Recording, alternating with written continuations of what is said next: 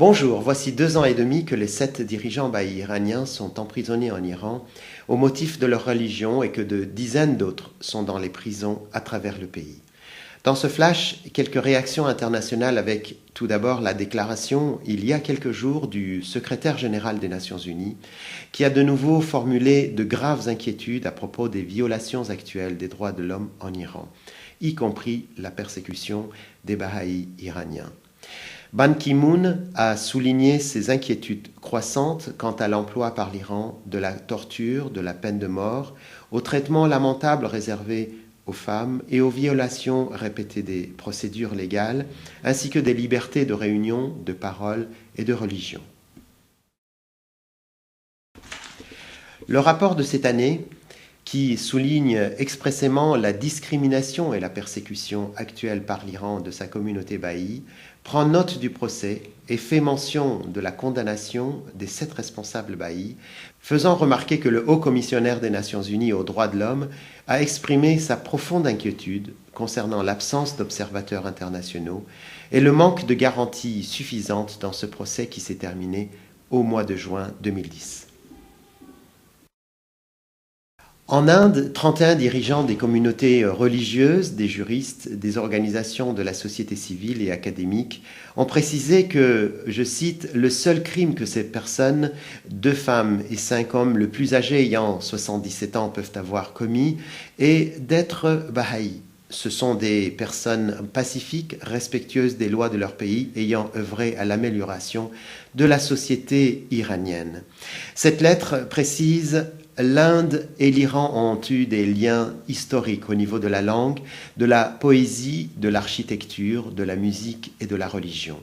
Au nom de ces liens anciens qui unissent nos 2 nations, nous appelons le gouvernement iranien à agir selon les dispositions de la Convention internationale des droits civils et politiques qu'il a ratifiée.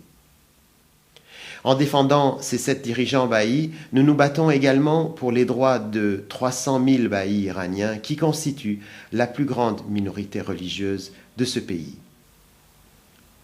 À noter qu'il y a quelque temps auparavant, un événement était organisé en faveur des prisonniers de conscience en Iran. En Autriche, le groupe des professionnels de la santé en faveur des droits de l'homme en Iran a également adressé une lettre ouverte au ministre iranien de la Justice, appelant la libération la plus rapide des 7 dirigeants de la communauté baïe iranienne et demandant que les droits de tous les citoyens iraniens soient respectés ainsi que l'arrêt des arrestations arbitraires et des attaques des maisons. En Allemagne, des protestations contre la condamnation des 7 baïs se sont également élevées lors d'un grand rassemblement à Berlin. Devant l'historique porte de Brandebourg, Markus Löning, commissionnaire aux droits de l'homme du gouvernement fédéral allemand, a déclaré, je cite, « Nous n'accepterons plus qu'en Iran, pays de haute civilisation et de culture, les droits de l'homme soient encore ignorés et piétinés. » Et Claudia Roth, responsable politique allemand, a qualifié la condamnation des 7 baïs de rien d'autre que d'actes purement arbitraires. Frauke Seitensticker de l'Institut allemand pour les droits de l'homme a mis en évidence l'obligation du gouvernement iranien d'honorer ses engagements vis-à-vis de l'article 18 de la Déclaration universelle des droits de l'homme. Au Royaume-Uni, les principaux dirigeants religieux qualifiant la sentence des 7 baïs de violation flagrante des droits humains fondamentaux quant à la liberté de religion, déclaration signée par l'archevêque anglican de Canterbury, l'archevêque catholique romain de Westminster, le rabbin de la congrégation du Commonwealth et le secrétaire général du Conseil musulman de Grande-Bretagne, les représentants de l'Académie hindoue et du Forum hindou, du réseau des organisations sikhes, du réseau des organisations jains et des religions dharmiques. Le cardinal archevêque de St Andrews et d'Édimbourg et chef de la conférence des archevêques catholiques d'Écosse a également condamné l'emprisonnement des 7 prisonniers, le décrivant comme étant une transgression de justice des plus effroyables. A signalé également une campagne de sensibilisation dans les rues de Londres.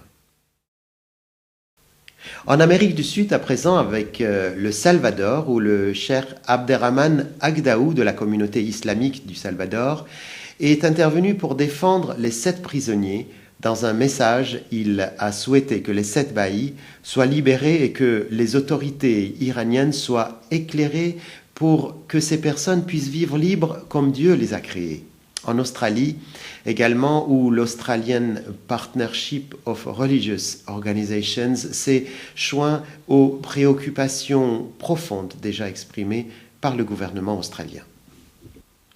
La presse aussi a couvert les derniers événements touchant la communauté bahi de manière importante dans le monde entier. Les gouvernements australiens, canadiens, français, allemands, néerlandais, britanniques et américains, ainsi que l'Union européenne et le président du Parlement européen, le gouvernement néo-zélandais aussi, ont condamné les peines sévères infligées aux 7 bahis. Ici, des archives